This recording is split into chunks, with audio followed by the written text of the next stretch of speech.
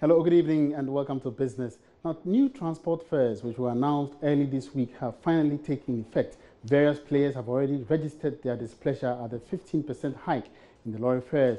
Sheila Tamaklo spoke with some haulage drivers in Accra in our report. So today, the 15% increment in transport fares is going to take effect. We have heard from passenger drivers who are content with the 15% increment. But what about the vehicles that load goods outside of Accra and even for distribution in some parts of Accra? We will be hearing from the drivers and also their opinion on this 15% increment. We take a bag of 50 kilo to, let's say, Kumasi Asante region, as 3 cedis per bag, as it was. But as now there's an increment of 15%. We will calculate a 15% out of the 3 cedis and add it to the old price, making it 3 cedis 45 pesos. We will take it like that, but past 1 year we have been facing these challenges, and now that the government has come out to increase it some little bit for it, we will take it like that. But we are preferring to be increased even more than that. I say maybe I follow a load from here to Dansoman used to be 150 Ghana cedis, but now with the increment, if you tell the customer you are going to charge about 200 Ghana cedis,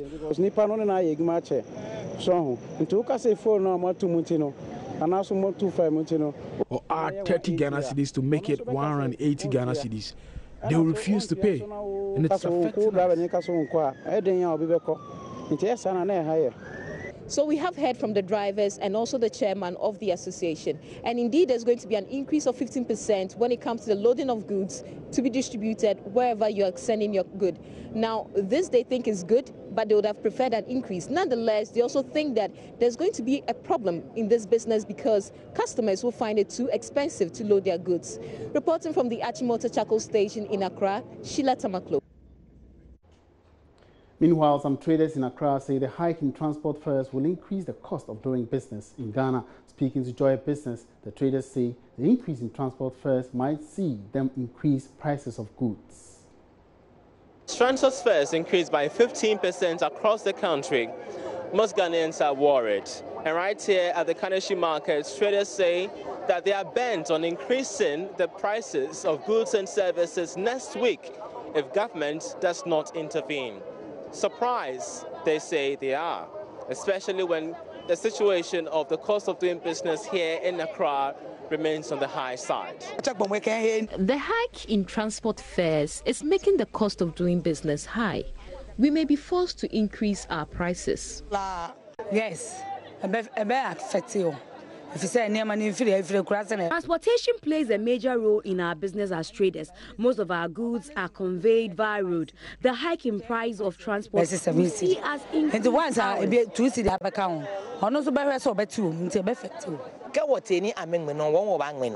hike in transport fares is making the cost of business very, very high. Or we risk increasing the cost of our goods. Now, the Finance Ministry has, however, described the increment in transport fares as unfortunate, but it is downplaying any negative impact on the economy. Commercial transport operators have all increased fares by 15%, citing surge in cost of operations since last year. But the ministry has maintained that looking at the recent reduction in petroleum products and taxes, it was the expectation that fares wouldn't have gone up. There are fears the adjustments in fares could also erode marginal gains made in stabilizing the economy, but Deputy Minister of Finance Kweku Kwati disagrees. When the increments were announced,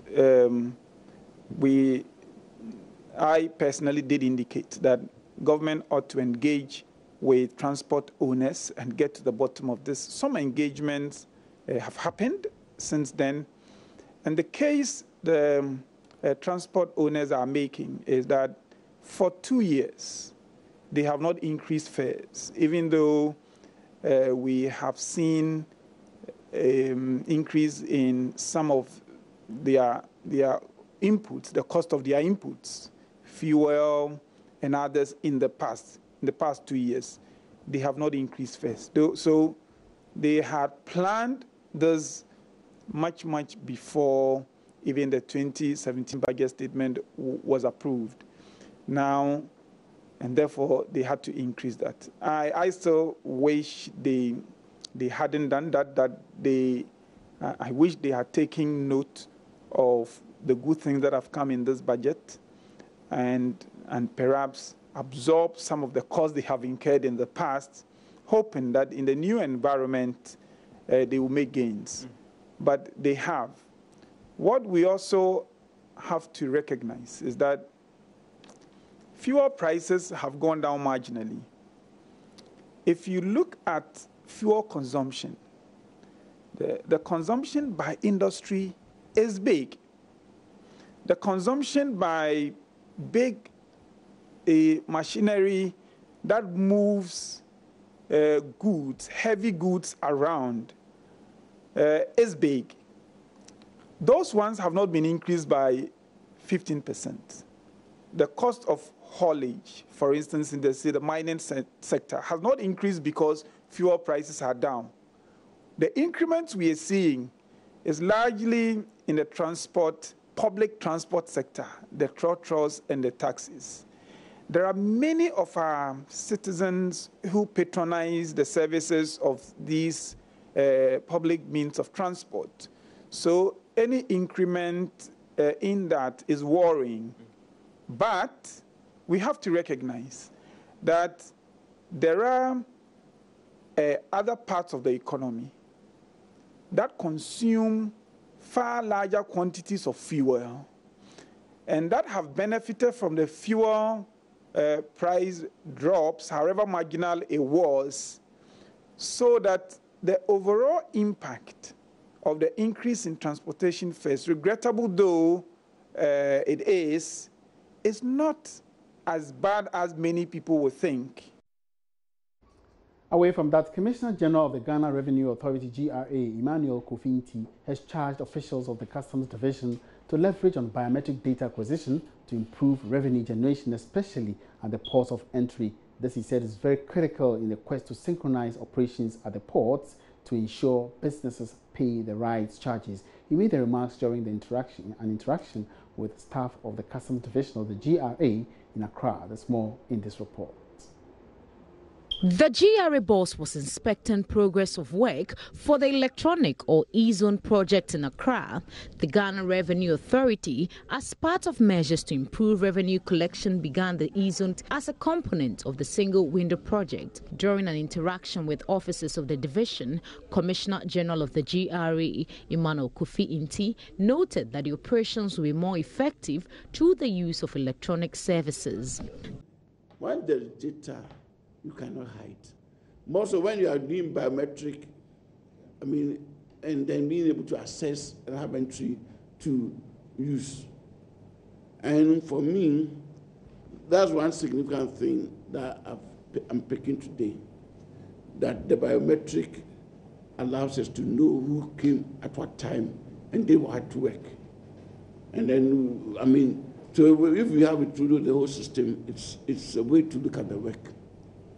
And so, as I'm talking now, I'm saying it to all our staff that the days that we could go and do some work and not be known for what we did, those days are gone.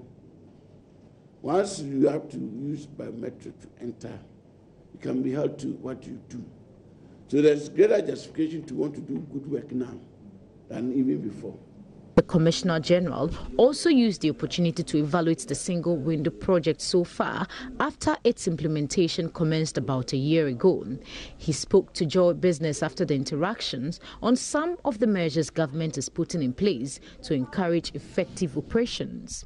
We are working at that, and we want to improve the system that we have in place. We want to make the system better than what we have now, and that's our vision going forward. The challenges in that area is to look at the sanctioning regime that we have and make our sanctioning regime stronger so that at the end of the day, it isn't us who are being accused, but then the people come and attract our people and get them to fault.